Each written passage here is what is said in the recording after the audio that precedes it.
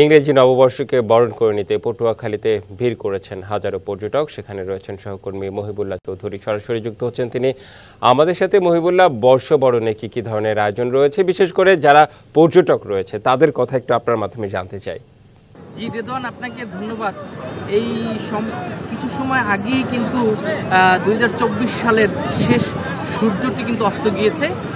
এখন কিন্তু আগামীকালকের নতুন বছরের 2025-এর নতুন সূর্য উদয়ের জন্য হাজারো পর্যটক কিন্তু অপেক্ষা করছে। এখন বর্তমানে সমুদ্রের পাড়ে আমরা রয়েছি, একেবারেই কিন্তু সমুদ্রের পাড়ে রয়েছি। এখানে সূর্য অস্ত দেখতে দেশি বিদেশি হাজারো পর্যটক কিন্তু এই সমুদ্র সৈকত কুয়াকাটা এসছেন। এখন সূর্য অস্ত গিয়েছে যেহেতু, সেক্ষেত্রে তারা একটু হাঁটা চলা করছেন। অনেকে কিন্তু তাদের প্রিয়জনের সাথে এই শেষ বছরের স্মৃতিটুকু কেউ মোবাইলে, কেউ ক্যামেরা বন্দি কিন্তু করছেন।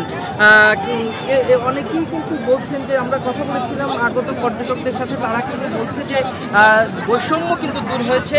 সেই বৈষম্য নতুন বাংলাদেশের জন্য, একটি বৈষম্যহীন বাংলাদেশ জন্য তৈরি হয়। আমাদের সাথে একজন পর্যটক রয়েছে, আমরা সরাসরি তার কাছে জানতে চাই যে 2025 কেমন দেখতে চান আপনি, কিছু জানাবেন।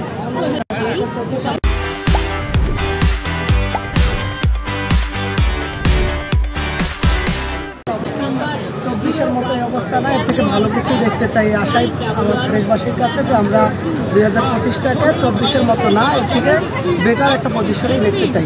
জি ধন্যবাদ। যেমনটি শুনছিলেন যে তারা কিন্তু বলছেন যে নতুন বাংলাদেশ নতুনভাবে কিন্তু দেখতে চাচ্ছেন। একটু আয়োজন সম্পর্কে যদি বলতে হয়, তাহলে বলতে হয় যে আউটডোরে কিন্তু কোনো আয়োজন নেই, তবে ইনডোরে আগত পর্যটকদের কিন্তু আনন্দ দিতে স্ব হোটেল কিন্তু কনসার্টের আয়োজন করেছে। তো পটুয়াখালী থেকে এই ছিল সর্বশেষ তথ্য।